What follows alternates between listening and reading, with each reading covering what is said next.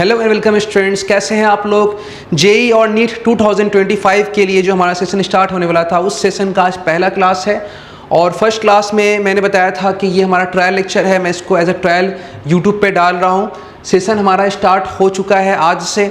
हम लोग आज इसमें देखेंगे क्या क्या करने वाले हैं। और जनरली मैं आप लोग को बहुत कुछ बता चुका हूँ कोर्स के बारे में कि हमारा फुल सेशन है जो यूट्यूब पे होगा, बिल्कुल फ्री ऑफ कॉस्ट, इसके लिए कोई कॉस्ट नहीं है। जिसमें हमारा जो मेन टारगेट है वो ये है कि बच्चों आप लोगों का जो फिजिक्स में है वो मार्क्स को क्या करना है, इंप्रूवमेंट करना है। जहाँ पे कंसेप्ट आपका लैग कर रहा है उस पोर्शन पे काम करना है, थ्योरेटिकल पोर्शंस पे काम करना है, पूरे चैप्टर पे काम करना है। फिर उसके बाद टॉपिक वाइज क्वेश्चंस लगाना है हम सबको। उसके बाद फिर जेई और नीट का पीआईक्यू लगाना है। तो चलिए स्टार्ट करते हैं बिना टाइम लैप्स किए। और फटाफट इस वीडियो को अपने फ्रेंड्स में शेयर कीजिए और अपने दोस्तों को इन्फॉर्म कीजिए। नीट 2025 जेई 2025 का आज पहला लेक्चर है। चैप्टर का नाम है प्रोजेक्टाइल मोशन। ये मोशन इन 2D के अंदर आता है ये चैप्टर आप लोगों का। देखिए ध्यान दीजिए क्या क्या डिस्कस करेंगे हम लोग। कंप्लीट थ्योरी डिस्कस होगा बच्चे लोग यहाँ पे। उसके बाद थ्योरी के साथ साथ उसके टॉपिक का जो भी क्वेश्चंस है वो हम लोग कंप्लीट करने वाले हैं।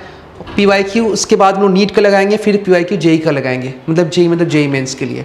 ठीक है, अब आते हैं, स्टार्ट करते हैं। आज का पहला टॉपिक है concept of projectile. Chapter start हो रहा है स्टूडेंट्स। टॉपिक को अच्छे से समझ के पढ़ेंगे, हर चीज़ में समझाऊंगा, डिटेल में एक एक बात क्लियर करूंगा। किसी को कोई भी प्रॉब्लम होगा वो अपना डाउट सेशन हमें भेज सकता है हमारे कॉन्टैक्ट नंबर पे। यूट्यूब में कमेंट सेक्शन में बहुत बच्चे डाउट भेजते हैं, मैं उन डाउट्स को भी रिस्पॉन्स करता हूँ। अब रह क्या बात कि जो बच्चे पर्सनल डाउट पूछ रहे हैं वो व्हाट्सएप पे पूछ रहे हैं या फिर किसी अदर प्लेटफॉर्म से पूछ रहे हैं, तो उनका डाउट पर्सनली सॉल्व हो रहा है। फिलहाल आप देखिए चैप्टर में स्टार्ट करने जा रहा हूँ, concept of projectile. Projectile motion जो है आपका फिजिक्स के अंदर एक ऐसा चैप्टर है जो अपने अंदर एक ऐसा पोटेंशियल रखता है कि यहाँ से हार्डर प्रॉब्लम आ सकता है। मैकेनिक्स ऐसे भी आप जानते हैं कि थोड़ा सा टफ होता है बाकी टॉपिक्स के मुकाबले में। तो बच्चों के अंदर यहाँ पे थोड़ा सा मैकेनिक्स को लेकर एक फोबिया टाइप का होता है। कोशिश करूँगा कि वो कंसेप्ट जो आपके अंदर नहीं है अब तक उस चीज़ को आपके अंदर डाला जाए ताकि आपसे जो मैक्सिमम रिजल्ट है वो मैक्सिमम जो आउटपुट है वो आपसे हो पाए। ध्यान दीजिए concept of projectile. Projectile motion क्या होता है?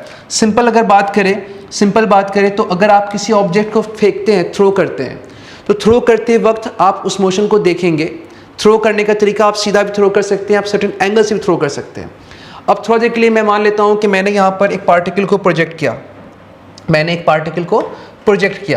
ध्यान दीजिएगा, मैंने एक पार्टिकल को यहाँ पर प्रोजेक्ट किया। सपोज ये मैं एक हॉरिजॉन्टल बना रहा हूँ और यहाँ से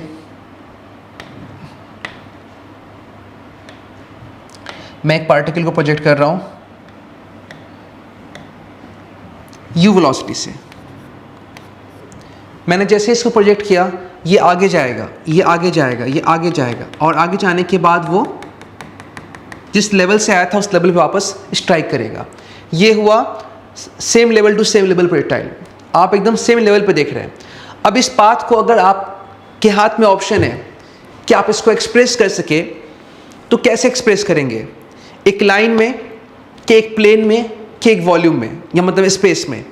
तो अगर आप एक लाइन से इसको एक्सप्रेस करने जाएंगे, फॉर एग्जांपल यहाँ आप इसको लाइन से एक्सप्रेस कर रहे हैं, तो देखिए ये जो बाकी पाथ है वो इस लाइन के बाहर हो गया। तो इससे पता ये चला कि ये प्रोजेक्टाइल मोशन फिलहाल अभी इस लाइन से एक्सप्रेस नहीं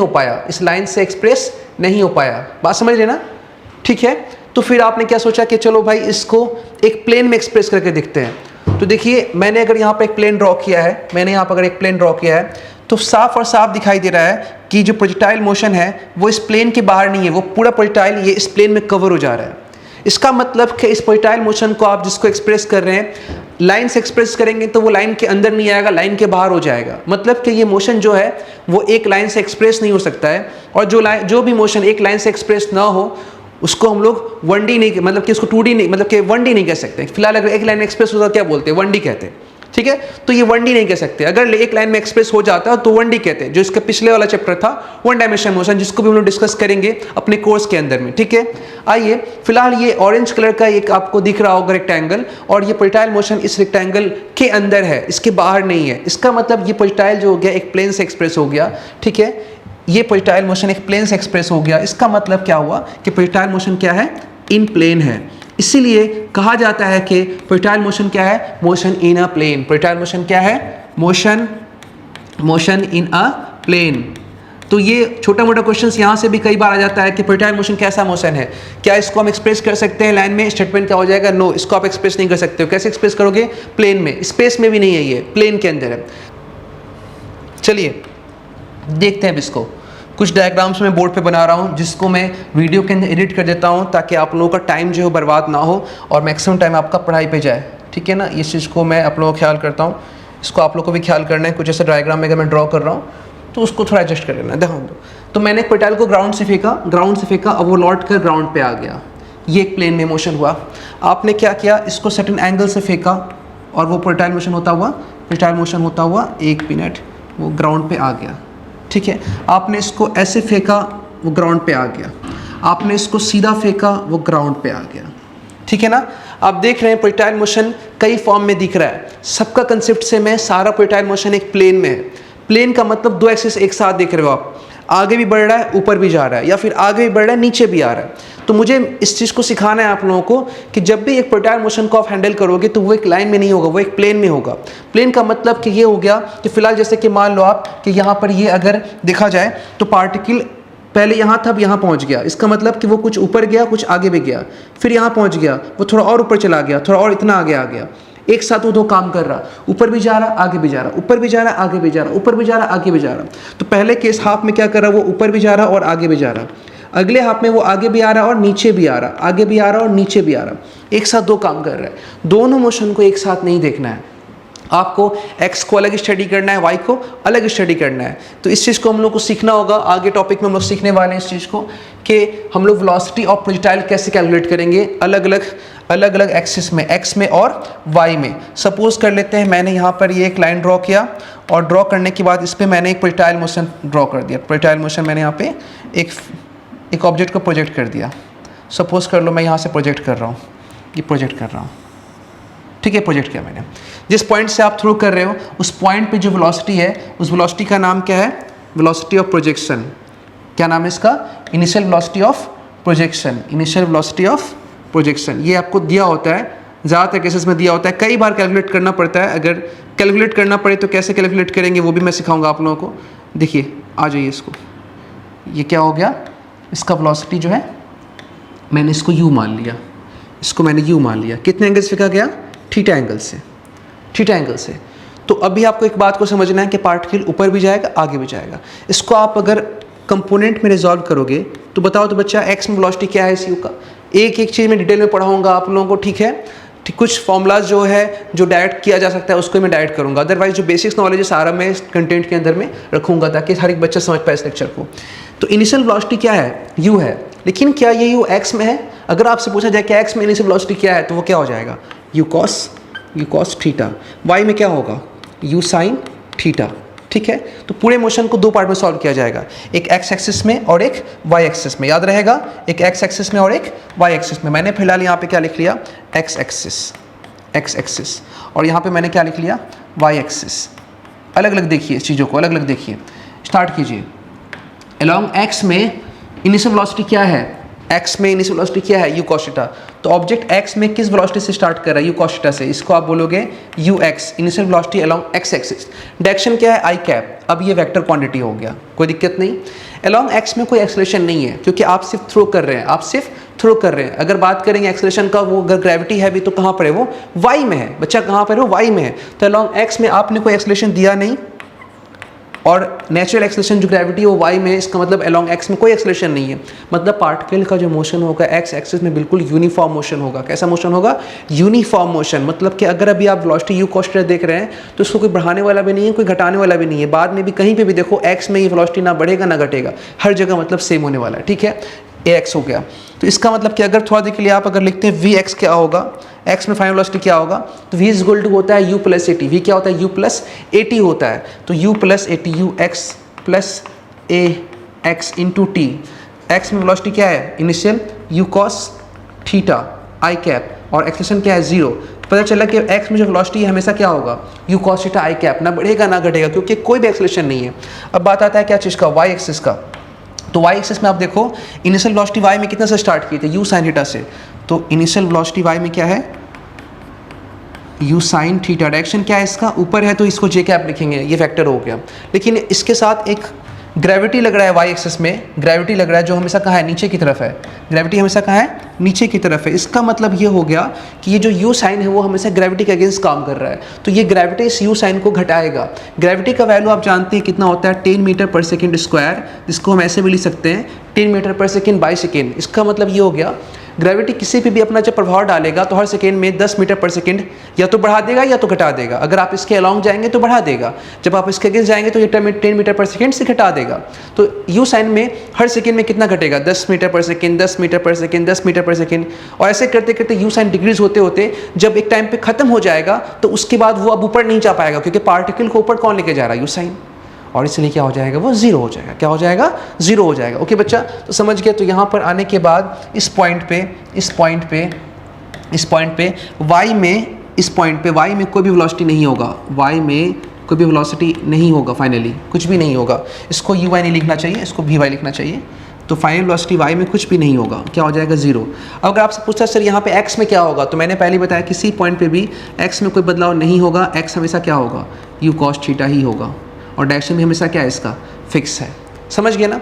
तो इसका मतलब ये हो गया कि x में, y में सॉरी, क्या एक्ट कर रहा है, ग्रेविटी कितना, नीचे, डायरेक्शन क्या हो गया, माइनस जे, क्या वैल्यू कितना, g, जो कि कांस्टेंट एक्सेलरेशन है या रिटार्डेशन है। तो फाइनल वेलोसिटी y में एट एनी पॉइंट पे क्या हो जाएगा, vy is equal to uy minus या प्लस at। अब बहुत बच्चा कंफ्यूज हो गया, सर ने आप यहाँ प्लस क्यों रखा है, यही तो सीखने की ज़रूरत है आप लोग को। वेक्टर फॉर्म में कभी भी माइनस नहीं रखा जाता, यहाँ पे वेक्टर फॉर्म में आप ऑलवेज प्लस यूज़ करते हैं। अगर माइनस आना है तो ऑटोमेटिक वो आ जाएगा, मैं आपको अभी दिखाता हूँ। इनिशियल वेलोसिटी y में क्या था, y में इनिशियल वेलोसिटी u साइन था, आप इसको पुट कीजिए, डायरेक्शन के साथ पुट कीजिए, u साइन थीटा, डायरेक्शन क्या है इसका, j कैप, फिर प्लस डालिए, ग्रेविटी कितना है, माइनस g j कैप, और टाइम क्या हो गया, t। इसको सॉल्व करोगे आप तो ये आ जाएगा u sine theta j cap plus minus minus g t j cap, j cap, है ना। देखिए u sine minus at, minus automatic, minus मतलब रिटार्डेशन हो रहा है। तो कभी भी वेक्टर फॉर्म, इस बात को आप नोट कर सकते हैं यहाँ पे बहुत अच्छे से, कभी भी वेक्टर फॉर्म में आप जब करेंगे तो कभी भी माइनस यूज़ नहीं किया जाता है, ऑलवेज क्या यूज़ किया जाता है, प्लस। वो ऑटोमेटिक इक्वेशन में एक्सेलरेशन की इक्वेशन के साथ प्लस ला देगा और ऑटोमेटिक खुद ही माइनस ला देगा। ये सीख गए हम लोग कि वेलोसिटी निकल गया y में क्या हो गया। तो इस फार्मूला से आप एनी पॉइंट पे y की वेलोसिटी निकाल सकते हैं, एनी पॉइंट पे जिस वक्त का टाइम देगा वहाँ का टाइम डालेंगे, वहाँ का टाइम डालने से वहाँ का वेलोसिटी निकल जाएगा, और इससे अलॉन्ग x का जो कि चेंज होने वाला नहीं है। ठीक है, तो y का वेलोसिटी भी निकल गया। अब थोड़ा देर के लिए मान लीजिए मैंने टॉपिक का नाम ही लिखा है वेलोसिटी ऑफ प्रोजेक्टाइल। ठीक है, मतलब कि कहीं पे भी वेलोसिटी निकालना। एग्जांपल के तौर पे मान लीजिए अभी आपका दिल हो रहा है, ऐसा मन हो रहा है कि सर यहाँ पे मुझे बताइए कि यहाँ पर क्या होगा, इस जगह पे क्या होगा वेलोसिटी, इस जगह पे। तो मान लेते हैं यहाँ का टाइम क्या है, t सेकेंड। क्या है टाइम यहाँ पे, t सेकेंड, और t सेकेंड के बाद जो वेलोसिटी है x में क्या होगा, vx, और y में क्या होगा, vy। तो आप फटाफट लिखेंगे, आपको भी सर टीचर ने सिखाया, v x में चेंज नहीं होता, वो क्या होगा, u cos थीटा ही होगा। डायरेक्शन क्या है इसका, i कैप। अच्छा y में क्या होगा, u sine theta, starting direction क्या था उसका, ऊपर था। आप j कैप बाहर भी निकाल सकते हो, j कैप सबका कॉमन निकाल सकते हो, u sine theta minus g T j cap, तो u sine theta minus g T j cap. ठीक है, यहाँ पे मैं एक बहुत बेहतरीन पॉइंट डिस्कस करने जा रहा हूँ, वो ये है कि बहुत सारा बच्चा सोचता होगा कि भाई ये तो अलोंग द ग्रेविटी आ रहा है, फिर सर यहाँ प्लस क्यों है। बस यही तो दिक्कत है, आप लोग तो सिर्फ पढ़ रहे हैं लेकिन किसी चीज़ का आपको जानकारी नहीं है। मैक्सिमम से बच्चा यहाँ पे कंफ्यूजन है इस बात में उसका कि यहाँ पे माइनस क्यों आ गया जबकि अलोंग द ग्रेविटी हो रहा है, प्लस होना चाहिए था ना। याद रखिए यहाँ पे वो अलोंग द ग्रेविटी आए या अगेंस्ट द ग्रेविटी आए, इक्वेशन के अंदर जो v equal u minus A T या u प्लस ए टी जो आता है वो प्लस माइनस आपको u से डिसाइड होता है। आप जहां भी आ रहे हो, स्टार्टिंग करते वक्त आपने ग्रेविटी के अगेंस्ट पार्टिकल को फेंका था, यू साइन ग्रेविटी के अगेंस्ट है, जब वो अगेंस्ट है, अगेंस्ट ग्रेविटी है, तो वो यहाँ माइनस ही होगा। ये बात दिमाग में नोट कर लीजिए। ये दूसरा पॉइंट आपने बहुत बेहतरीन सीखा, जो शायद बहुत सारा बच्चा हो सकता है जिसको नहीं पता होगा। अगर इसको आपको लगता है कि आपको ये बात पहले नहीं पता था जो अभी आपने सीखा है, तो प्लीज़ इस कमेंट बॉक्स में इस बात को जरूर मेंशन कीजिएगा। क्या होता है कि इससे हमारा भी उत्साह बढ़ता है कि बच्चे हमसे कुछ नया सीख रहे हैं, तो हमें भी अच्छा लगता है कि खुशी मिलता है कि बच्चों को हम कुछ बता पा रहे हैं जो कि डिफरेंट है, क्योंकि उसके लिए हेल्पफुल चीज़ यही है कि एक टीचर उसको बेहतरीन से बेहतरीन कंटेंट दे सके, यही है ना। तो प्लीज़ इस चीज़ को आप कमेंट बॉक्स में जरूर डालिएगा। फिलहाल निकाल लिए, इस बात को याद रखिएगा, जब भी माइनस लिखते हैं तो माइनस आप देखिएगा पार्टिकल का इनिशियल वेलोसिटी क्या है। इनिशियल अगर ग्रेविटी के अगेंस्ट है तो वो अलोंग आ रहा हो या अगेंस्ट आ रहा हो, आपको यहाँ पे क्या रखना है, माइनस रखना है। हो गया। तो सर यहाँ पे नेट वेलोसिटी क्या होगा, यहाँ पे ये जो नेट वेलोसिटी वो क्या होगा, तो ये दोनों वेलोसिटी को जोड़ने से क्या आ जाएगा, ये नेट वेलोसिटी है ना। तो नेट वेलोसिटी को आप क्या लिखेंगे, नेट वेलोसिटी को आप लिखेंगे वेक्टर फॉर्म में। अगर आप लिखेंगे तो v कहाँ पे, of at time t second, कब, एट t सेकेंड पे। ओके, तो वेलोसिटी क्या होगा t सेकेंड के बाद, x में भी कुछ होगा वेलोसिटी और y में भी कुछ होगा वेलोसिटी, होगा ना सर। तो x के वेलोसिटी को हम क्या लिखेंगे, वो तो हमेशा कांस्टेंट है, u cos theta i cap, plus y की वेलोसिटी क्या है, u sin थीटा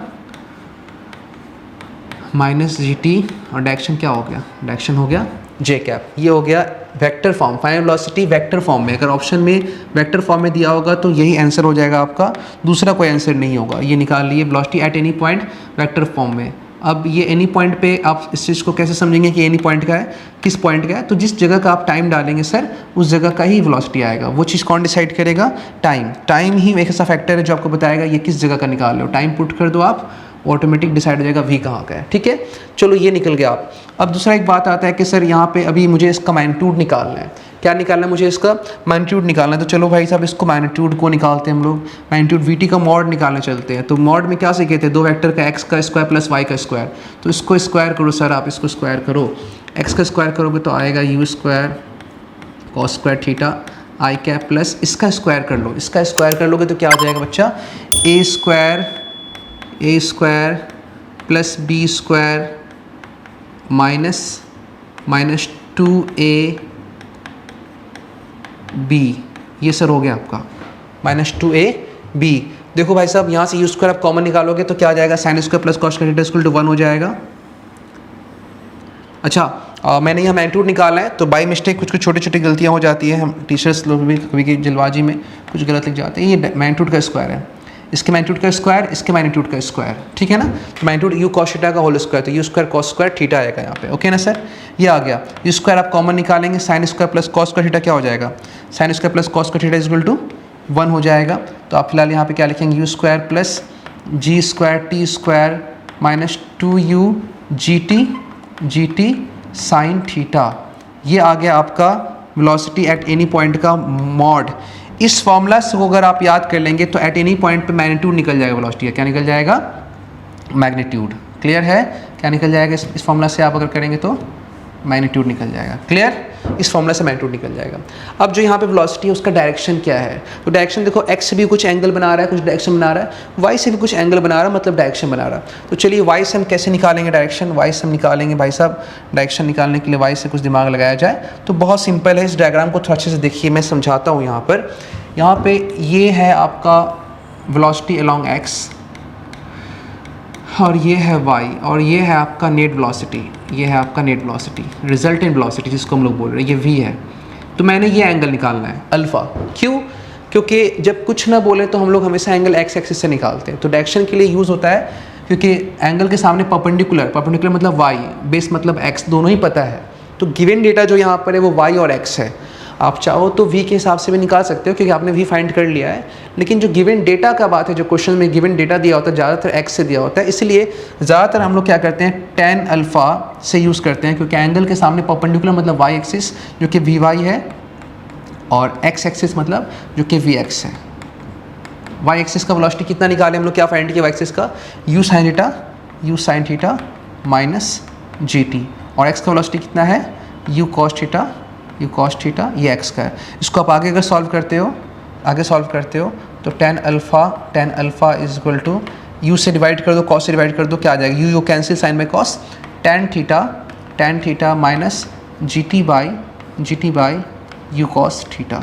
ये आ गया आपका डायरेक्शन का फॉर्मूला। इस फॉर्मूला में आप पुट करोगे तो यहाँ से tan अल्फ़ा निकल जाएगा, फिर आप इन्वर्स करके क्या निकालोगे, अल्फ़ा निकालोगे। अल्फ़ा क्या फाइंड होगा, tan इन्वर्स, अल्फ़ा क्या फाइंड होगा, tan इन्वर्स ब्रैकेट में tan theta minus gt by u cos theta. इससे डायरेक्शन, इससे मैग्नीट्यूड, इससे डायरेक्शन, इससे मैग्नीट्यूड। तो चलिए फटाफट इसको लिख देते हैं। इससे आप क्या निकालेंगे, इससे आप निकालेंगे मैग्नीट्यूड, और इससे आप क्या निकालेंगे, इससे आप निकालेंगे डायरेक्शन। होप है बच्चा आप लोगों को समझ में आया। फटाफट इसको लाइक कीजिए कि हमारा हौसला बढ़े। और ये रहा हमारा एक टॉपिक जो वेलोसिटी से रिलेटेड कंप्लीट हो गया है। अब हम लोग थोड़ा इसके ऊपर कुछ क्वेश्चंस कर लेते हैं, ठीक है। देखो बच्चा टेंशन मत लोगे, क्योंकि ये पहला लेक्चर है, थोड़ा सा मैं स्लो हूँ, क्योंकि आगे लेक्चर में मैं धीरे धीरे आपका जब लेवल बन जाएगा तो मुझे थोड़ा फास्ट होने में भी आसानी होगा। क्योंकि फर्स्ट डे में तो अगर मान के चलिए अगर मैं इस तरह से अगर बहुत ज़्यादा ही मूव कर जाऊँ स्पीड से, अगर टॉपिक को आगे बढ़ा दूँ तो फिर आप लोगों को दिक्कत हो जाएगी। क्लियर है?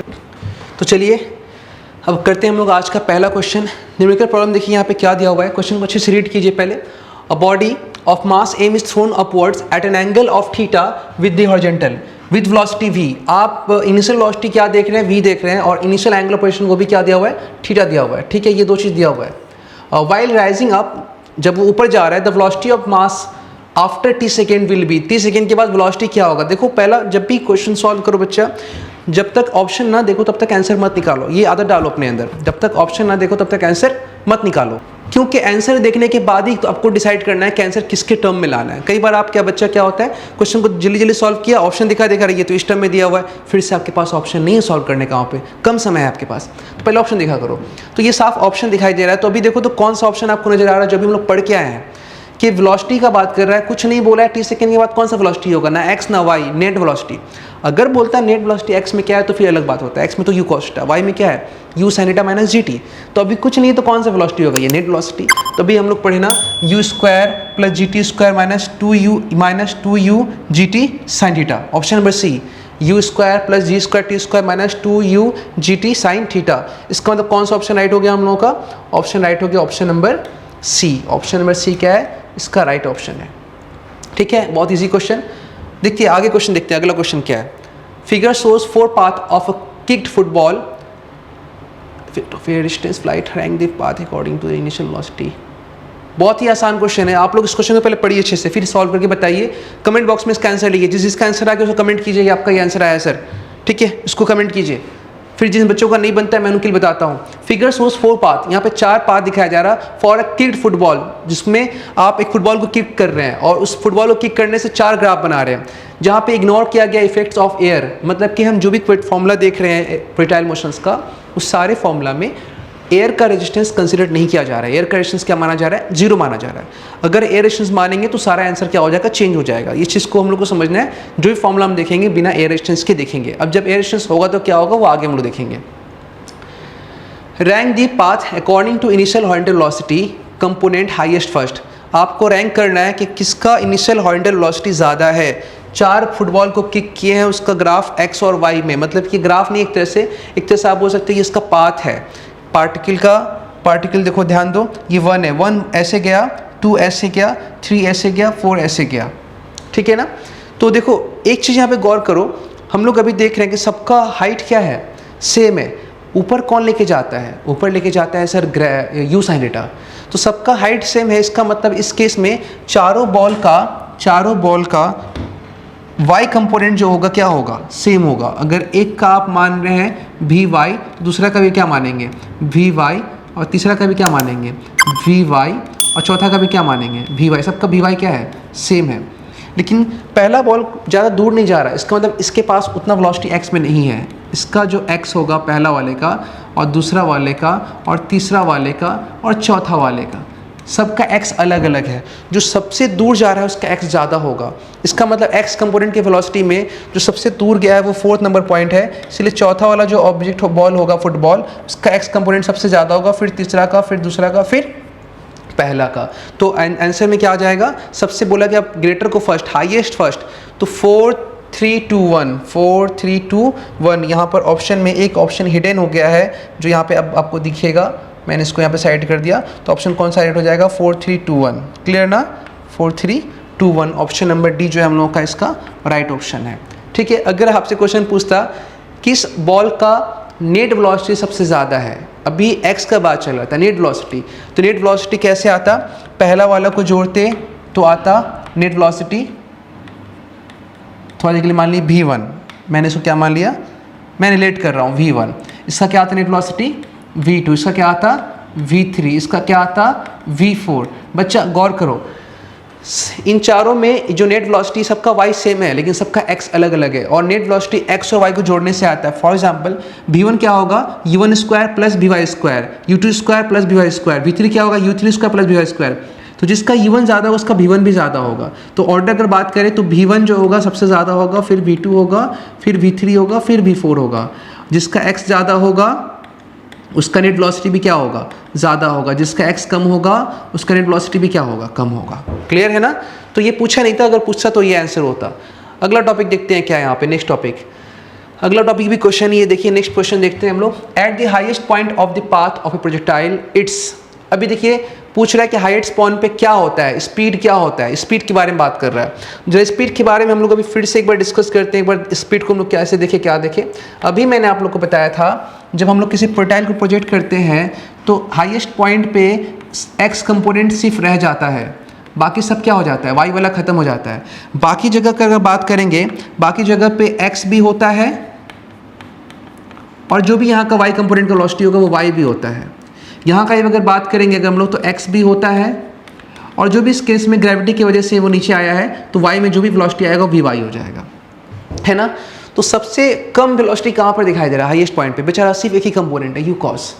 तो हाईएस्ट पॉइंट जो है आपका एक ऐसा पॉइंट पे जहाँ पे सबसे कम वेलोसिटी होता है। अब वेलोसिटी कम है तो स्पीड का वैल्यू भी क्या होगा, कम होगा। अब स्पीड कम है, वेलोसिटी कम है, तो आपको ये पता होना चाहिए कि एक मोमेंटम टर्म होता है, मास इंटू वेलोसिटी। तो अगर वेलोसिटी कम है तो मोमेंटम भी कम होगा। Kinetic energy half mv square, जो चीज़ वेलोसिटी पे डिपेंड करता है, वेलोसिटी कम होने से सब कम हो जाएगा। तो हाईएस्ट पॉइंट पे वेलोसिटी भी कम है, स्पीड भी कम है, मोमेंटम भी कम होगा। कम मतलब मिनिमम होगा, काइनेटिक एनर्जी भी क्या होगा, कम होगा मतलब मिनिमम होगा। अब ऑप्शन में देखिए यहाँ पे क्या लिखा हुआ है, क्या लिखा हुआ है, at the highest point of the path of A projectile its speed is zero. नहीं, स्पीड जीरो तो नहीं है, वाई का स्पीड जीरो है, स्पीड जीरो तो नहीं है। स्पीड कितना है, यू कॉस थीटा, वेलोसिटी का वैल्यू भी कितना, यू कॉस थीटा। पूछता वाई एक्सिस में क्या है तो जीरो आंसर होता। तो ये ऑप्शन तो पहला रॉन्ग हो गया, ये राइट नहीं है। Speed is minimum, this is right, ये बिल्कुल सही है कि उसका स्पीड जो क्या होता है, कम होता है, क्योंकि एक कंपोनेंट पूरी तरह खत्म हो जाता है। तो ये ऑप्शन राइट हो गया। Kinetic energy is minimum, obvious सा बात है, kinetic energy half mv square होता है। अब स्पीड मिनिमम होगा तो स्पीड मिनिमम होगा तो फिर क्या हो जाएगा, क्योंकि काइनेटिक एनर्जी क्या होता है, हाफ m स्पीड का स्क्वायर, स्पीड का स्क्वायर। अब स्पीड मिनिमम है तो काइनेटिक एनर्जी भी क्या हो जाएगा, मिनिमम हो जाएगा। Okay, potential energy is maximum. Potential energy अभी आप लोगों ने प्रोजेक्टाइल मोशन के अंदर, क्योंकि ये चैप्टर ऐसा है कि कनेक्टेड टॉपिक है। पोटेंशियल एनर्जी क्या होता है, mgh। जब किसी हाइट पे आप जाते हैं तो वहाँ पे एनर्जी क्या होता है, काइनेटिक एनर्जी घटता है, पोटेंशियल एनर्जी बढ़ता है। तो पोटेंशियल एनर्जी का जो फॉर्मूला होता है U = mgh होता है।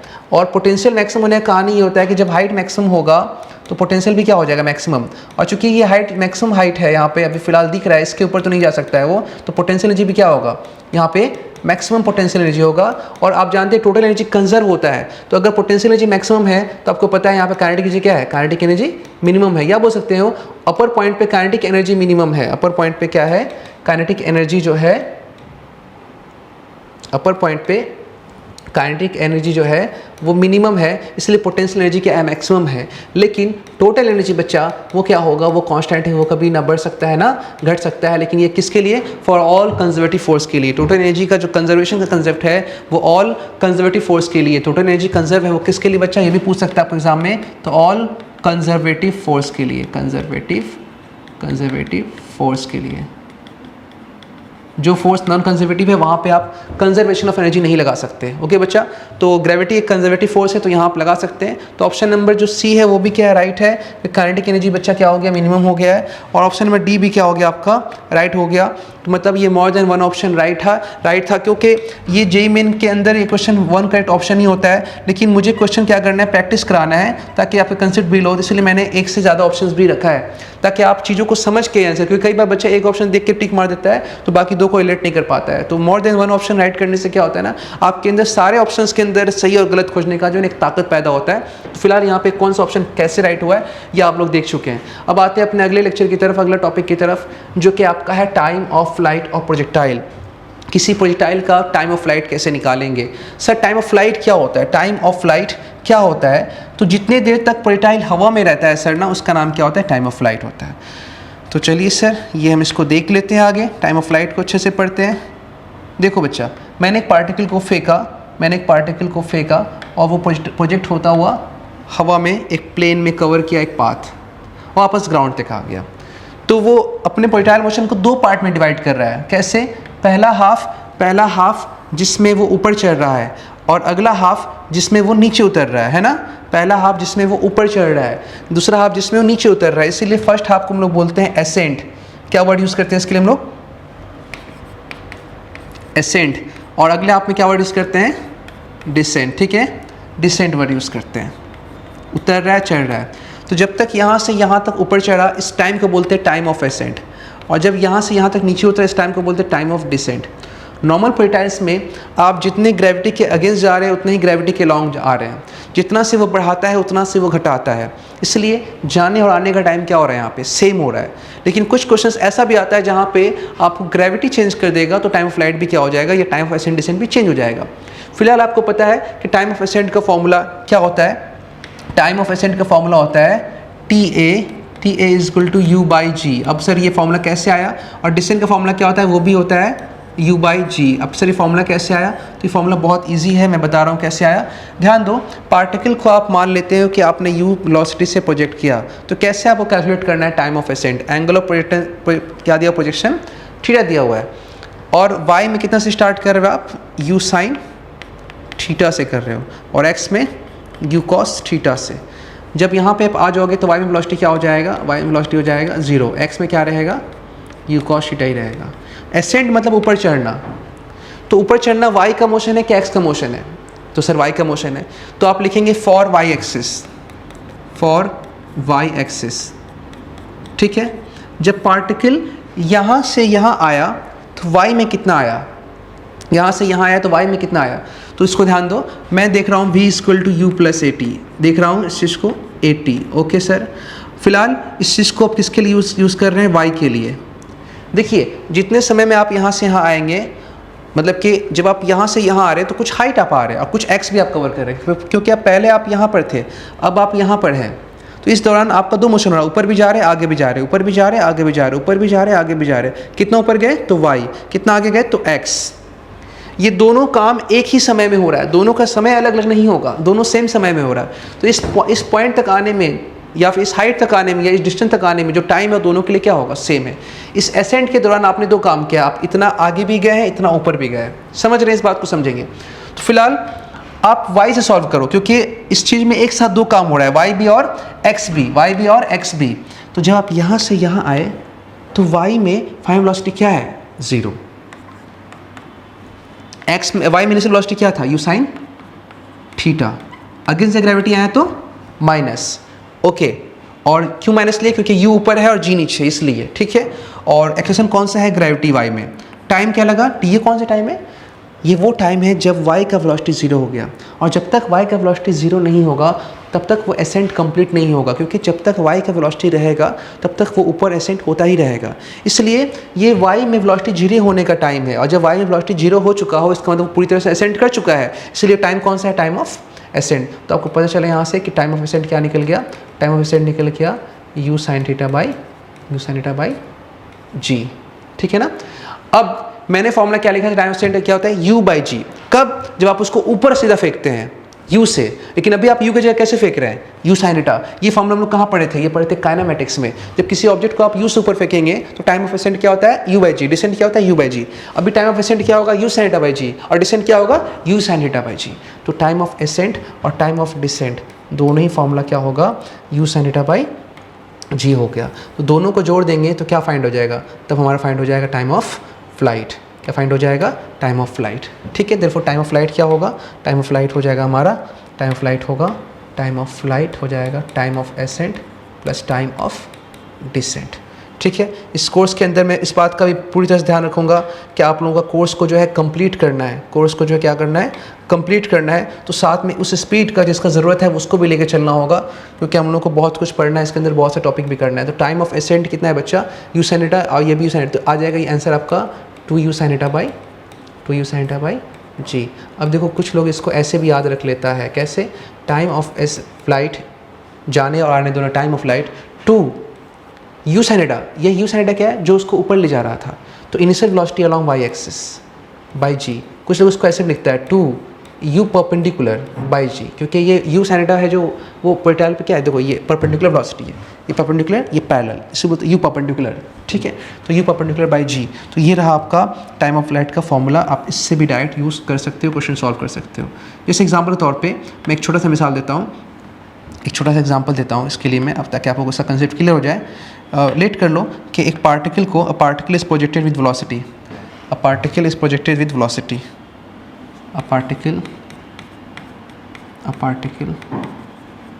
is projected with velocity कितना, 2i cap plus 3j cap, इससे फेंका गया 2i cap plus 3j cap, मतलब find the time of flight, find पहला टाइम ऑफ एसेंट, दूसरा टाइम ऑफ डिसेंट, तीसरा टाइम ऑफ फ्लाइट। देखो भाई साहब, टाइम ऑफ एसेंट हो या टाइम डिसेंट हो, हम लोग को पता है कि टाइम ऑफ एसेंट क्या होता है, u sin theta by g. u sin theta मतलब क्या, वेलोसिटी लॉन्ग y।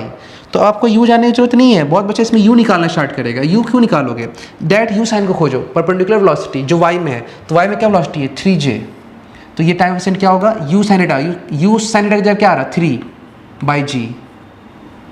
बाई जी। अच्छा, डिसेंट भी क्या होगा 3 बाई जी। फ्लाइट क्या होगा 2u परपेंडिकुलर, मतलब 2u y, velocity long y। y में इनिशियल वेलोसिटी क्या है, क्योंकि ए पार्टिकल इज प्रोजेक्टेड, मतलब इतना वेलोसिटी फेंका गया, इनिशियल वेलोसिटी है ये, x में इतना, y में इतना, तो y में इनिशियल वेलोसिटी क्या है 3, तो 2 इंटू 3 बाई जी, क्या आ गया आपका 6 बाई जी आंसर, है ना।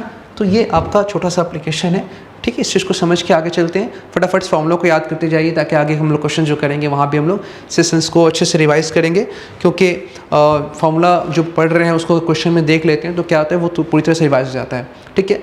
चीज़ों को रिमाइंड करो अच्छे से, दिमाग में भरो, पेशेंस रखो, अच्छा सांस लो, सोचो क्या क्या पढ़े। प्रोजेक्टाइल मोशन क्या होता है, मोशन इन प्लेन। दूसरा वेलोसिटी एट एनी पॉइंट कैसे निकाल देते हैं, एक्स में वाई में। एक्स में क्या होगा u cos थीटा, वाई में u sin theta minus gt, जोड़ेंगे तो रिजल्ट कितना होगा, रूट ओवर एक्स का square u square cos theta का होल स्क्वायर प्लस y का square u sin theta minus gt का होल स्क्वायर। सबको सॉल्व किया, क्या आया था, root over u square plus g square t square minus 2u gt sin theta. याद हो गया। एंगल कैसे निकालेंगे, एंगल ऐसे था और ऐसे था, तो y by x, tan alpha, perpendicular base, perpendicular y, base मतलब x, तो भी वाई बाई भी एक्स, भी वाई क्या था, u sin theta minus g t by v x u cos theta. ऐसे करके माइंड कैलकुलेशन करो, तब जाके फिजिक्स जो है ना तुम्हारा वो इम्प्रूव होगा। अब आप तोता की तरह पैरट बनोगे, सिर्फ फॉर्मूला करोगे, चीज़ों को समझ नहीं रहे हो, तो आता हो फॉर्मूला से भी बच्चा अप्लाई नहीं कर सकोगे, ठीक है ना। क्योंकि देखो नीट तो देना आपको ही है, जेई देना आपको ही है, हम टीचर्स का काम किया, हम लोग तो बड़ा बड़ा बात करते हैं सिर्फ, है ना। एग्ज़ाम तो आपको देना है, ठीक है। आइए अब देखते हैं हाइट ऑफ प्रोजेक्टाइल के हम लोग कैसे फाइंड करेंगे, किसी प्रोजेक्टाइल का हाइट क्या होता है, किसी प्रोजेक्टाइल का हाइट क्या होता है। तो चलिए फटाफट इस चीज़ को देख लेते हैं कि प्रोजेक्टाइल का हाइट क्या है, ठीक है। देखिए मैंने प्रोजेक्टाइल को ऐसे थ्रो किया, ऐसे थ्रो किया और ऐसे, ये जो देख रहे हैं आप ना, ये क्या है, मैक्सिमम हाइट ऑफ प्रोजेक्टाइल है। इसके ऊपर नहीं जाएगा सर, इसके ऊपर जाएगा तो फिर दिक्कत हो जाएगा। क्या दिक्कत हो जाएगा, लॉ वैलिड नहीं होगा, क्योंकि यहाँ पे तो वाई में वेलोसिटी खत्म हो गया ना, अब कैसे ऊपर जाएगा, वो तो खत्म हो गया। हाँ आगे जा सकता है, क्योंकि एक्स में वेलोसिटी है यू cos थीटा, ये जा सकता है। फिलहाल हाइट फाइंड करना। अब आपको मैंने सिखाया था प्रोजेक्टाइल मोशन एक साथ दो काम कर रहा होता है, एक्स भी और वाई भी। हाइट फिलहाल वाई है कि एक्स है। जब पार्टिकल यहाँ से यहाँ आया, टाइम कितना लगा, टाइम ऑफ एसेंट, उसी टाइम में कितना हाइट कवर किया, मैक्सिमम हाइट। तो ये वर्टिकल है या हॉरिजॉन्टल है, तो बोले चाहिए वर्टिकल है। ओके चलो, मैक्सिमम हाइट पे आपको क्या क्या चीज़ दिया हुआ है, ये भी वाई दिया हुआ है, और इनिशियल वेलोसिटी एक्स वाई में क्या था, यू साइन थीटा, ये भी दिया हुआ है, और हाइट निकालना है। सोचो क्या फॉर्मूला लगेगा, क्या सही होगा। फाइनल वेलोसिटी पता है, इनिशियल वेलोसिटी पता है, और डिस्टेंस निकालना है। तो फाइनल टाइम का फिलहाल यहाँ पे कोई कंसेप्ट फिलहाल तो है नहीं, चाहो तो टाइम का यूज़ कर सकते हो, तुमको टाइम पता है, लेकिन फिलहाल फाइनल वेलोसिटी पता है, इनिशियल वेलोसिटी पता है, और डिस्टेंस निकालना है। तो फाइनल वेलोसिटी और initial v square equal u square plus 2as, v square final, u square initial plus 2as, a gravity और एस निकालना है। तो टाइम के बिना एक ही अच्छा फॉर्मूला है ना, क्या फॉर्मूला है, v square is equal to u square against the gravity minus 2as। ये सब कुछ किसके लिए यूज़ कर रहे हो आप, y के लिए, क्योंकि आपको हाइट निकालना है, और हाइट जो है, हाइट वो y एक्सिस है, हाइट क्या है, y एक्सिस है। तो इनिशियल वेलोसिटी y में क्या था, u sin थीटा का स्क्वायर करेंगे तो आ जाएगा u square sine square theta minus 2u g। Distance कितना है y, जब आपको कब का डिस्टेंस, जब वो यहाँ पहुँच गया, यहाँ पहुँचते हो फाइनल वेलोसिटी क्या हो गया, जब फाइनल वेलोसिटी 0 हुआ तब का डिस्टेंस क्या है, जब फाइनल वेलोसिटी y में 0 है तो y में डिस्प्लेसमेंट कितना है, क्योंकि आप इसको y में स्टडी कर रहे हो, x को अलग y को अलग, तो सब कुछ y में, इनिशियल वेलोसिटी y में, एक्सेलेरेशन y में, डिस्टेंस y में, कब का डिस्टेंस, जब आप मैक्सिमम हाइट पे हो, तो इसलिए हाइट कौन सा है, ये मैक्सिमम हाइट है। तो यहाँ से आप सॉल्व कर रहे हो बच्चा, तो एच मैक्सिमम क्या आ गया, एच मैक्सिमम आ गया, एच मैक्सिमम आ गया u square sine square theta, you square sine square theta by 2g, है ना। तो कुछ चैप्टर्स का मैं आपको डायरेक्ट फॉर्मूला लिख दूंगा, ताकि क्योंकि कुछ चैप्टर्स में जो होता है ना कि वो फॉर्मूला का कैसे आया एप्लीकेशन नहीं है, लेकिन प्रोटाइल मोशन एक ऐसा चैप्टर है ना इसमें फॉर्मूला का एप्लीकेशन है। तो जहाँ पे मुझे मालूम है कहाँ फॉर्मूला लिखना सही होगा, कहाँ पे ड्राइव करना सही होगा, उस हिसाब से मैं डिसाइड करूँगा कि मुझे ड्राइव करके दिखाना है या फिर सिर्फ इसको इक्वेशन दिखाना है। तो ये हाइट का फॉर्मूला आ गया। अब कुछ बच्चे जो क्या होंगे, इस फॉर्मूला को, इस हाइट के फॉर्मूला को वो बोलेंगे ऐसे, h maximum is equal to, h maximum is equal to u sine theta, मतलब क्या हो गया, velocity along y, initial velocity along y, तो यू वाई का होल स्क्वायर बाई 2g, या बहुत लोग बोलेंगे इसको यू परपेंडिकुलर का whole square by 2g। For example पिछले एक फॉर्मूला में आपको बताया गया था कि पार्टिकल को कितने वेलोसिटी से फेंका गया है, मतलब यू दिया हुआ था 2i cap plus 3j cap, उसमें क्या पूछा था, time of ascent, time of descent और टाइम ऑफ फ्लाइट। अगर पूछता है कि अगर पार्टिकल को इतना वेलोसिटी से फेंका जा रहा है तो उसका मैक्सिमम हाइट क्या होगा, तो मैक्सिमम हाइट सिर्फ एक फैक्टर पर डिपेंड कर रहा है, यू परपेंडिकुलर का होल स्क्वायर, वो एक्स पे डिपेंड नहीं करता है। तुम इसको 200 कर दो या 2000 कर दो या 1500 कर दो, इससे हाइट में कोई फर्क पड़ने वाला नहीं है, क्योंकि ये एक्स का वेलोसिटी है, इससे रेंज में फर्क पड़ने वाला है, कितना आगे जाएगा, कितना ऊपर जाएगा, कौन डिसाइड करेगा, सिर्फ 3। इसीलिए याद रखना, कभी भी एग्जाम में अगर नेट वेलोसिटी बढ़ रहा है, अगर बोला क्या कि नेट वेलोसिटी बढ़ गया है, क्या हाइट बढ़ जाएगा, तो ज़रूरी नहीं है, हो सकता है नेट वेलोसिटी इसलिए बढ़ रहा है क्योंकि उसका एक्स कंपोनेंट बढ़ रहा हो। तो अगर स्टेटमेंट देता है स्टेटमेंट 1 के वेलोसिटी ऑफ प्रोजेक्शन इंक्रीज कर रहे हैं, तो क्या हाइट इंक्रीज करेगा, आंसर होगा हाइट में भी इंक्रीज और मे नॉट भी इंक्रीज। हाइट इंक्रीज मस्ट भी कब होगा, जब वाई कंपोनेंट इंक्रीज करेगा। तो ये बहुत इंपॉर्टेंट पॉइंट हुआ, यहाँ पे मैंने जो भी बोला इस चीज़ को नोट कीजिए अच्छे से, इस चीज़ को नोट कीजिए। इफ़ यू को क्या कर रहे हैं आप, इंक्रीज कर रहे हैं, क्या कर रहे हैं, तो हाइट क्या होगा, इंक्रीज होगा और डिक्रीज होगा, है ना, इसमें मे भी लगेगा, क्योंकि यू इंक्रीज करने का मतलब ये नहीं होता है कि सिर्फ वाई इंक्रीज कर, होता है एक्स इंक्रीज करता हो, इंक्रीज मे बी और मे नॉट भी, लेकिन मस्ट भी नहीं हो सकता है, ठीक है। लेकिन अगर आपको क्या बोल रहा है कि यू वाई अगर इंक्रीज कर रहा है तो हाइट क्या होगा, इंक्रीज होगा, और यहाँ पे क्या लग जाएगा आपका, मस्ट भी लग जाएगा। समझ गया बच्चा। तो ये छोटा सा एक मैंने आपको नोट पॉइंट दिया, जिसमें आजकल के दौर में जो स्टेटमेंट वाइज क्वेश्चंस आया बहुत ज़्यादा ही फेमस है स्टेटमेंट वाइज क्वेश्चंस, और बच्चों को स्टेटमेंट वाले क्वेश्चन में बच्चा को घुमाया जा रहा है, ठीक है। तो ये तुम आप समझ गए हो कि ज़रूरी नहीं है कैसा होगा, क्लियर है ना। तो ये चीज़ समझ गया आप। तो फिलहाल अभी इस केस में अगर पूछता हाइट कितना होगा, तो इसके लिए हम लोग डायरेक्ट ये फॉर्मूला लगा लेते हैं और हाइट निकाल लेते हैं। हाइट क्या निकालते हैं, हाइट मैक्सिमम निकलता हम लोगों का, ये सब देखो आप क्वेश्चन प्रैक्टिस कर रहे हो, यू परपेंडिकुलर 3 का स्क्वायर 9 हो जाता, बाई 2g मतलब 20 हो जाता, ये हो गया उसका आंसर। यूनिट जो भी होता, अगर मीटर पर सेकेंड दिया होता तो ये भी मीटर होता, ठीक है ना।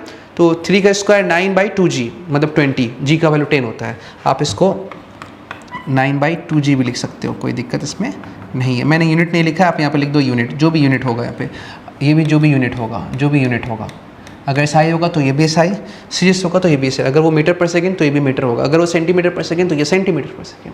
थोड़ा सा मुझे फास्ट बोलना पड़ रहा है आप लोगों के लिए, क्योंकि आपका सिलेबस कंप्लीट करना है, बहुत बड़ा जिम्मेदारी मैंने आप लोगों का लिया है। चलिए फटाफट आगे बढ़ते हैं। रेंज ऑफ प्रोजेक्टाइल, कि प्रोजेक्टाइल का रेंज क्या होता है, ठीक है। मैं हर चैप्टर के लेक्चर्स को कम से कम 2 से 3 क्लास में ख़त्म करूँगा, ठीक है। 2 से 3 क्लास में मुझे ख़त्म करना होगा। आज का सेशन तो मेरा जस्ट एक तरह से स्टार्ट है, एक मतलब कि बोल सकते हो कि मैं चीज़ों को दिखा रहा हूँ कि आज स्टार्ट हो गया है। तो ये मेरा एक इस मोटिवेशंस के हिसाब से नहीं कि आज के बहुत लंबा क्लास करना है, क्योंकि मैंने बच्चों को पहले ही कहा ट्रायल लेक्चर में आइए और देखिए कैसा पढ़ाई हो रहा है, तो जस्ट आपको ये मोड पता चले किस तरह से क्लास होने वाला है और सर लेक्चर को डिस्कस किस तरह से कर रहे हैं, ठीक है। चलिए फटाफट, अगर आप लोगों का लेक्चर अच्छा लग रहा है तो इस चीज़ को लाइक कीजिए और कमेंट बिल्कुल करते रहिए। कमेंट में कोई कंजूसी मत कीजिए, क्योंकि मैं आपके लिए बिल्कुल कंजूसी नहीं कर रहा हूँ।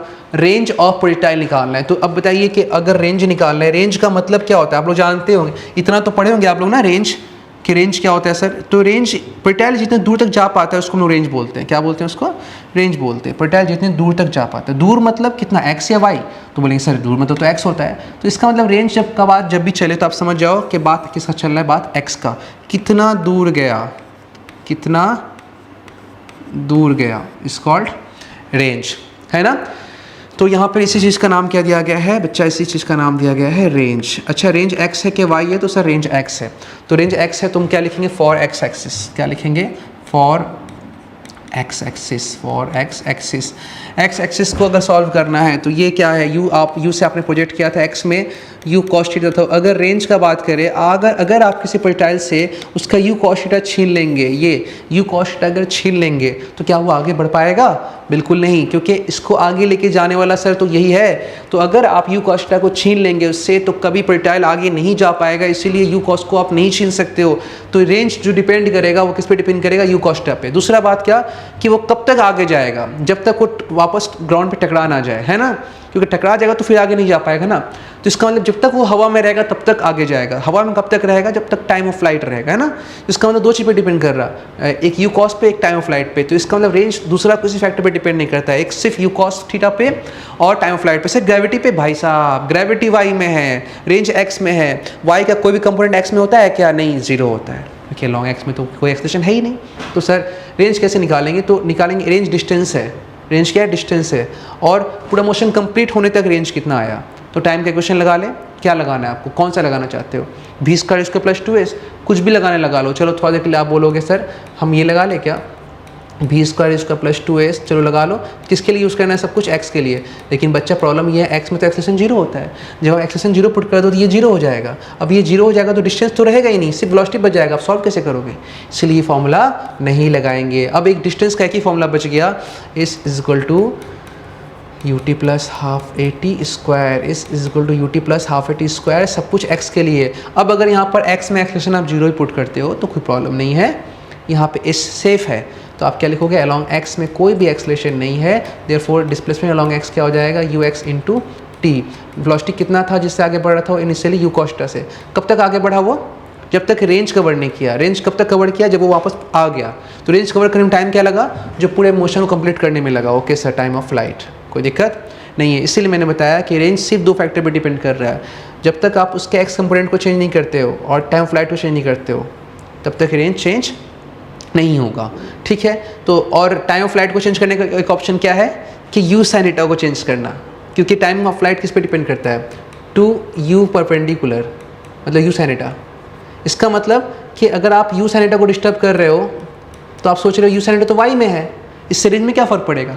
पड़ेगा, क्योंकि यू साइन थीटा वाई में टाइम ज़्यादा लगेगा। जितना टाइम ज़्यादा लगेगा उतना देर तक रेंज आगे भाग पाएगा। इसलिए रेंज एक्स होने के बावजूद भी यू साइन थीटा पे डिपेंड करता है। तो ये एक बहुत इंपॉर्टेंट पॉइंट हो गया। क्या रेंज यू साइन थीटा पे डिपेंड करता है? आंसर होगा यस। तो आप फॉर्मूला को आगे सॉल्व कीजिए। देखिए आप यहाँ पे ये हो गया यू कॉस थीटा और ये है time two u sine theta by G. इसको आप सॉल्व करोगे तो ये आ जाएगा टू यू कॉस थीटा और ये u sine theta divide by g. U cos क्या है? Velocity along x. U sine क्या है? Velocity along y. Therefore range दो चीज़ पे डिपेंड कर रहा है सर। रेंज डिपेंड कर रहा है टू यू कॉस मतलब कि यू पैरेलल पे भी, यू साइन मतलब यू परपेंडिकुलर पे भी, बाई दोनों में से कोई भी कंपोनेंट का वेलोसिटी चेंज कर जाएगा तो रेंज क्या हो जाएगा? चेंज कर जाएगा। तो फिलहाल आप देख रहे हो ये रेंज का फॉर्मूला हो गया। और एक फॉर्मूला होता है रेंज का, ये two sine theta cos theta को, यहाँ तो यू स्क्वायर हो गया, यू क्या हो गया? U square. और two sine theta cos theta को लिखते हैं साइन टू थीटा। क्या लिखते हैं? Sine two theta. तो ये भी आप लिख सकते हो रेंज का फॉर्मूला। तो रेंज डिपेंड्स ऑन, किस किस फैक्टर पे रेंज डिपेंड कर रहा है? रेंज डिपेंड्स ऑन पहला टाइम ऑफ मतलब कि यू कॉस थीटा, दूसरा टाइम ऑफ फ्लाइट पे, ठीक है ना। और टाइम ऑफ फ्लाइट किस पे डिपेंड करता है? यू साइन थीटा पे। इसलिए रेंज भी किस पे डिपेंड कर रहा है? यू साइन थीटा पे। ग्रेविटी पे रेंज डिपेंड करता है? आंसर होगा नो, ग्रेविटी पे डिपेंड नहीं करता है। क्लियर? तो ये हो गया। तो एक क्वेश्चन जो मैंने भी दिया था कि एक पार्टिकल को प्रोजेक्ट कर रहे हैं 2i cap plus 3j cap से, तो अगर पूछता है इस केस में टाइम ऑफ असेंट बता दिए, डिसेंट बता दिए, टाइम फ्लाइट बता दिए, हाइट बता दिए, रेंज पूछता तो रेंज क्या आता है? यहाँ से रेंज क्या होता? 2 you perpendicular 3 into you parallel, you क्या पैरेलल क्या है? 2 बाई जी, 2 टू 4, 4 3 12 बाई जी। ये हो गया आंसर। समझ रहे हैं?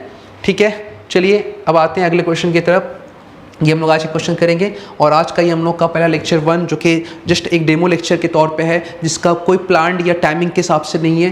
बाकी जो मैं क्लासेस करूँगा आपको मतलब कि कोर्स के अंदर में उसको आपका टाइम और शेड्यूल और रूटीन दे दिया जाएगा आप लोगों को, जिसमें बता दिया जाएगा किस दिन कितना देर क्लास चलेगा, उसके बाद क्या क्वेश्चन होगा, क्या टॉपिक होगा, सब आपको उसमें बता दिया जाएगा। ठीक है, चलिए स्टार्ट करते हैं। पहले क्वेश्चन को अच्छे से रीड करते हैं। 4 bodies PQ, R and S are projected with equal velocity having angle of projection 15 degree, 30 degree, 45 degree, 60 degree. सबको सेम वेलोसिटी से फेंक रहे हैं। अगर मान लेते ये U है तो ये भी U, ये भी U और ये भी U से फेंक रहे हैं, लेकिन सबका एंगल सर क्या है, सेम नहीं है, अलग अलग है। एक का 15 डिग्री है, एक का 30, 45, 60 with the horizontal respectively. The body having shortest range, किसका रेंज शॉर्टेस्ट होगा? फटाफट आप लोग इसका आंसर कमेंट बॉक्स में डालो कि इसका आंसर क्या होगा। आंसर कमेंट बॉक्स में डाल के आप हमारे साथ बिल्कुल कोऑर्डिनेट होते रहो बच्चा, ताकि मैं भी आपसे जुड़ा रहूँ, आप मेरे से जुड़े रहो, क्योंकि आप लोग जब कनेक्ट हो जाओगे हमसे ना, तो फिर इसका फ़ायदा आप लोग को ही मिलने वाला है, क्योंकि कनेक्ट होने से बात समझ में आने लगता है। ठीक है ना, सिर्फ मैं पढ़ाऊँगा, आप रिस्पॉन्स नहीं करोगे तो इससे क्या होगा ना कि आपको ही फिर बाद में दिक्कत होगा। देखो यहाँ पे वेलोसिटी का XY कंपोनेंट नहीं दिया हुआ है, नेट वेलोसिटी दिया हुआ है। तो नेट वेलोसिटी के टर्म में रेंज का फॉर्मूला क्या होता है, आपको ये भी सोचने आना चाहिए। U² sin 2θ by G। U² सबके लिए सेम, G सबके लिए सेम, तो रेंज डायरेक्टली क्वेश्चन तो क्या हो गया, sin 2θ, sin 2θ। तो जिस केस में थीटा 15 है उस केस में 2θ का वैल्यू क्या आ जाएगा, 30। मतलब यहाँ पे 2θ क्या आ जाएगा, 30, और यहाँ 2θ क्या आ जाएगा, 60। यहाँ क्या आ जाएगा 2θ, 90, और यहाँ क्या है 2θ, 120। क्वेश्चन में पूछा क्या है कि the body have shortest range, range उसका ही शॉर्टेस्ट होगा जिसके sin 2θ का वैल्यू क्या कम होगा। sin 2θ का वैल्यू sin 0 0, sin 90 1। जैसे से एंगल का वैल्यू बढ़ेगा साइन का वैल्यू बढ़ेगा, जैसे एंगल घटेगा साइन घटेगा और रेंज भी घटेगा। तो शॉर्टेस्ट रेंज के लिए आपको रेंज कम करने के लिए साइन का वैल्यू कम करना पड़ेगा। सबसे कम वैल्यू किसका है, 30, और sin 30 कितना होता है, हाफ। तो सबसे कम वैल्यू है एंगल का, इसीलिए इसका रेंज सबसे कम आएगा, मतलब कि 15 डिग्री वाला। 15 का क्या आंसर था, P वाला। तो ऑप्शन क्या हो जाएगा, P जो है इसका क्या हो गया, राइट आंसर हो गया। P क्या हो गया इसका, कि P का जो रेंज होगा सबसे कम होगा, P का रेंज होगा जो वो सबसे कम होगा।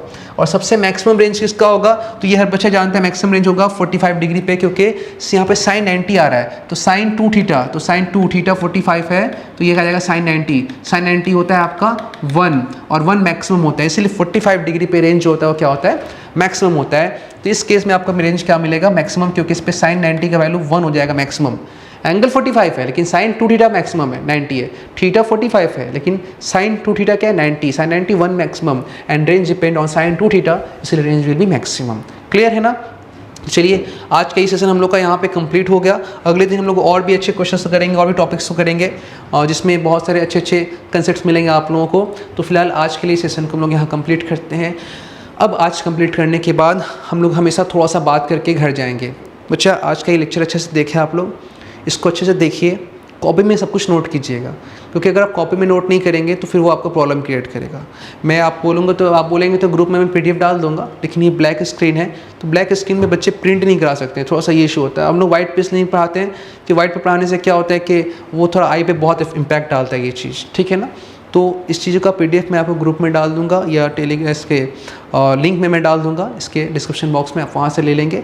और अगर आपके पास ऐसा लगता है कि समय बहुत कम है तो इस चीज़ को इसको PDF को रख करके अच्छे से फाइल में जगह सेव करेंगे, ताकि आपके पास जो भी नोट्स है ना, यही आपका अमाउंट है, यही आपका सेविंग है, ठीक है। इसको सेव करके अच्छे से रखना है, चीज़ों को टाइमली रिवाइज़ करना है। जो आज पढ़ी वो आज को उसको आज ही रिवाइज़ कर दीजिए, क्योंकि अब आपके पास इतना समय नहीं कि आप बैकलॉग लगाएंगे। जो आज पढ़ी है उसको आज ही रिवाइज़ कीजिएगा, ठीक है। फिर मैं क्लास में आपको बीच बीच में आपको सारा जब थोड़ा थोड़ा टॉपिक्स कवर होने लगेगा तो फिर उस वक्त क्या प्लान होगा मैं उसको भी डिस्कस करता रहूँगा, आप लोगों के साथ जुड़ा रहूँगा। फिर भी अगर आप लोगों के साथ कोई दिक्कत या इशूज़ आता रहेगा तो आप बिल्कुल ही कमेंट बॉक्स में कमेंट करते रहिए, पूछते रहिए। हमारे कॉन्टैक्ट नंबर पर कॉल करके भी डिस्कस कर सकते हैं कि सर ऐसे में क्या करना चाहिए, क्या सही होगा, तो वो चीज़ है।